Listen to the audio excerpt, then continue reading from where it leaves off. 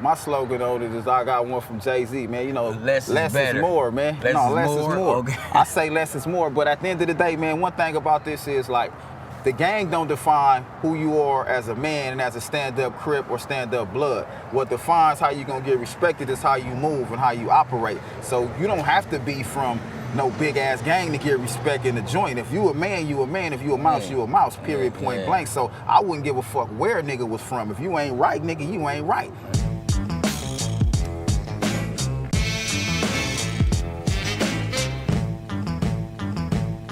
I done ran into niggas from hood I ain't never heard of, but niggas was straight low. So at the end of the day, you a man before you anything. So nigga care less how many niggas behind you or what you claiming and how well known they is. Yeah, but you know, another thing too, when you a hood and you not big as like certain hoods that's real big, which we already know, is like when they got like big hood, they got a lot of dudes that be busters or rats, different issues that they can hide because they got so many homies, you know what I'm saying? So when you don't got a big hood, it's like all you got to stick together, you know what I'm saying? And like the goofy shit is not tolerated, but we still have it, you know what I'm saying? And that right there will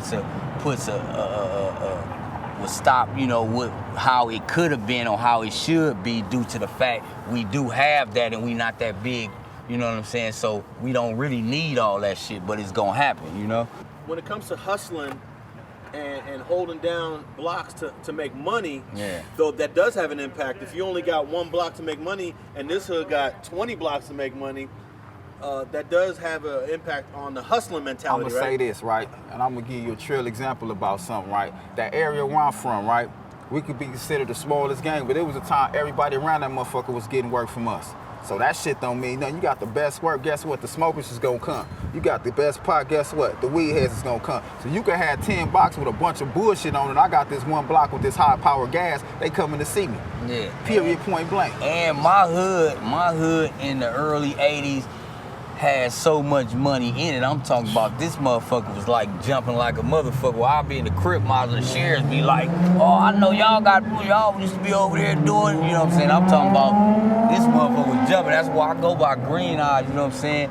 But my original name, Big Twist, and I got my name because I was so young when my homies would roll out and go to different functions and they Regals and Colors or whatever. I'll be serving fake dope to the clients, so they be like, man, this little nigga twisting motherfucker. So that's how I got my name, you know what I'm saying? But I adapted Green Eyes, you know what I'm saying? And that's what I've been pushing with, you know what I'm saying? But they still call me Big Twist, and I got a little Twist, but the shit, you know, we hold down our section. Like, ain't nobody coming over here, you know, selling nothing, you know, it ain't never been no issues about that, you know, due to how our hood is, you know what I'm saying? There ain't no hoods ever started in our hood or trying to start up on the street, cause we kind of like a close knit over here as far as like all our homies grew up over here, you know, we don't got too many, probably got a handful of like dudes that got put on that's not from over here, but majority of us like grew up together over here, you know what I'm saying?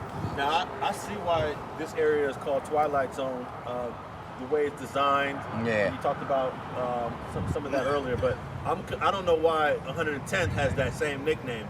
Is there something historically that the homies call this area Twilight Zone that has something to do with the way it's designed or the lighting or something? The lighting, the way the houses is hugged real tight, you know what I mean? And you know, you get to hitting them blocks and them dusty ass alleys and all that down there. That's like a Twilight trance. You get what I'm saying? So that's more of it from my perspective. You know, like I said, some G's that can go more in depth on it with you know what I'm saying, on some certain things, you know what I'm saying, that I won't speak on. We get a part 2, you know what I'm saying? I let it go from there, you know what I'm saying? Because you know, it's a protocol still to all this, so, you know, certain things ain't to be spoken on, but that's pretty much it, you know, the look, the closeness of the house, and, you know, things of that sort, and the gloominess, them lights all out around there, you know what I'm saying, and motherfuckers down there grinding all on late nights and things of that accord. Did people ever say, why y'all calling your movement freeway or confusing with that? Nah, we ain't worried about it. I mean, if you, like I say, man, if you banging, man, and you up on your shit, and you know what that is, 157th Street, 110th Street, you know, that's simple mathematics, man. Now, you guys said the hood day is now 7/10 for both y'all? That's for us to do something together. Oh, okay, but y'all have separate hood days. Yeah, we have separate hood days, January 7th and January 10th.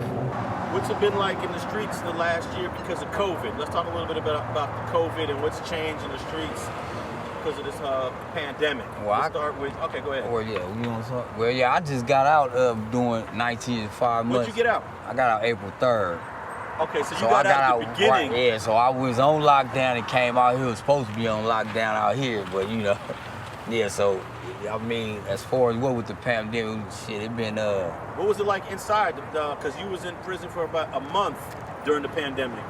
Nah, it wasn't really. It was just getting started. As soon as it was getting started, it hadn't adapted like as far as now they say with the masses and all that. So when I got out, it was more of, you know, the government was on TV trying to talk about this place going to be locked down and this and that. So it wasn't really nothing. The only thing that had changed when I got out, instead of getting on the bus at a certain time, they had to get me out of there early, like 6 in the morning, due to a bus was only leaving Victorville like at a certain time, and it was only gonna be one bus. But I wasn't in there with the pandemic was like hectic. Like, but when my homeboys called me, they more or less be on lockdown. They gotta wear masks, you know, and people getting corona, and then they changing blocks and doing different shit like that. So, but my boy been out here since he got out the pen, so he kind of knows what's going on as far as like.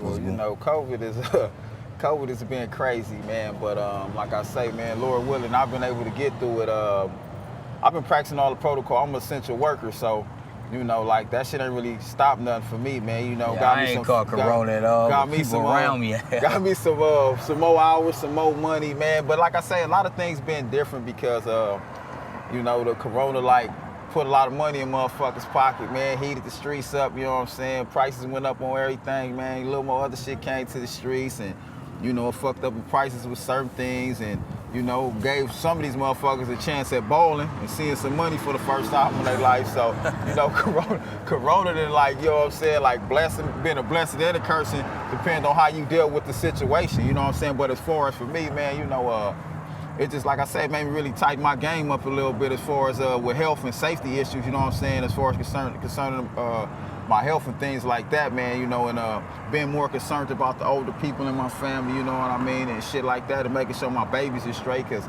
you know, then it been fucked up, the kids ain't been able to go to school, you know, that's how I look at it as far as the corona shit also, you know what I'm saying, like, I got babies that's coming up that need to be in that schoolhouse, you know what I'm saying, so that's been the most important effect that I think is put a monkey wrench in the game as far as our future and our youth education, man, you know what I'm saying? I know when I got out during that time, you know, when I get out, I'm like, man, I'm trying to go to the mall, I'm trying to do this, or I couldn't really meet it's like hot, because it was like just starting, so everybody was like, you know, like, so you couldn't really go up to no girls, like, hey, what's your number? So a motherfucker had to fuck with all the old, all the ones that didn't write me, all the ones that didn't write me, they had action. You know, so that was kind of like, but as soon as they let us off, they was dumb. Oh, Black Mamba style, they let them out off. of here. Yeah. You know what I'm saying? Thanks for watching StreetTV.net. If you're not subscribed, please hit that button below and click the bell to receive alerts and notifications. Feel free to comment below so you can give us your feedback, and be sure to watch the 2 related episodes to the right. If you want to support this platform or follow us on social media, visit the links in the description. And thanks for watching StreetTV.net.